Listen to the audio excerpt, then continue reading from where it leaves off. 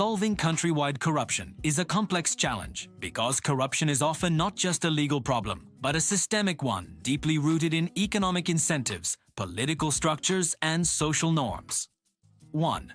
There is no single silver bullet, but successful nations typically use a combination of top-down enforcement and bottom-up transparency. Here is a comprehensive framework for solving corruption based on successful models like Singapore, Denmark, and Estonia. 1. Structural and legal reforms. The iron hand, laws on paper, are useless without independent enforcement. 2. The goal here is to end impunity. Establish independent anti-corruption agencies, ACS.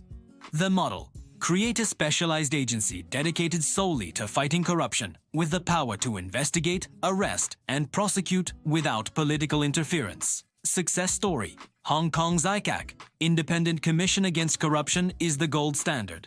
It reports directly to the top leadership but operates independently of the police and civil service, effectively cleaning up a city once riddled with graft. Judicial independence. Ensure judges and prosecutors are well paid and protected from political removal. If the courts are corrupt, no other reform will work. Specialized courts. Create dedicated anti-corruption courts to fast-track high-profile cases, preventing them from languishing in the legal system for years. 3. Meritocratic civil service. End patronage, hiring friends, family, by implementing strict exam-based recruitment for government jobs. Singapore strategy. Pay civil servants market-competitive salaries. If a tax collector earns a high salary that they risk losing if caught taking a bribe, the economic incentive for corruption drops drastically. 2.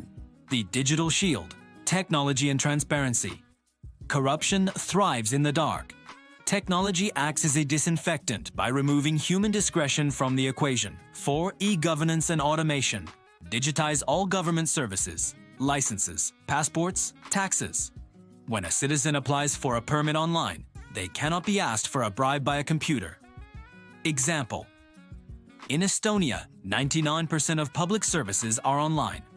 This transparency has made it one of the least corrupt nations in the world. Open procurement systems, government contracts, building roads, buying medicine are the biggest source of grand corruption. Implement an e-procurement system where all bids are submitted anonymously online and opened publicly. This prevents officials from rigging bids for their favored companies. Radical transparency, open data.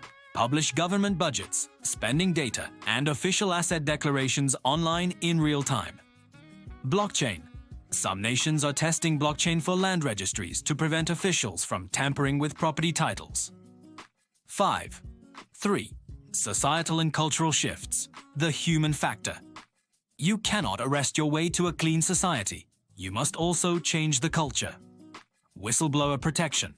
Create safe, anonymous channels for citizens and employees to report corruption. Offer financial rewards, a percentage of recovered funds, to whistleblowers, as seen in the U.S. False Claims Act, which incentivizes reporting fraud. Naming and shaming. Create social stigma around corruption. It should be seen as stealing from the community, not being smart. Education. Integrate integrity and ethics into the school curriculum from a young age. Free press and civil society. Protect investigative journalists.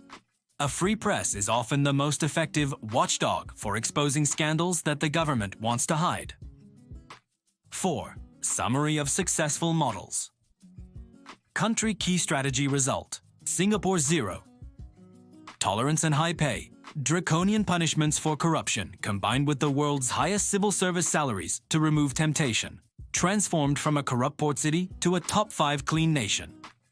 Rwanda leadership. Will. Strong top-down political will to punish corruption severely at all levels, rebuilding trust after the genocide. One of the least corrupt countries in Africa today. Georgia radical firing. In 2004, the government fired the entire traffic police force, 30,000 officers, overnight to restart with a clean slate. Petty bribery on roads virtually disappeared.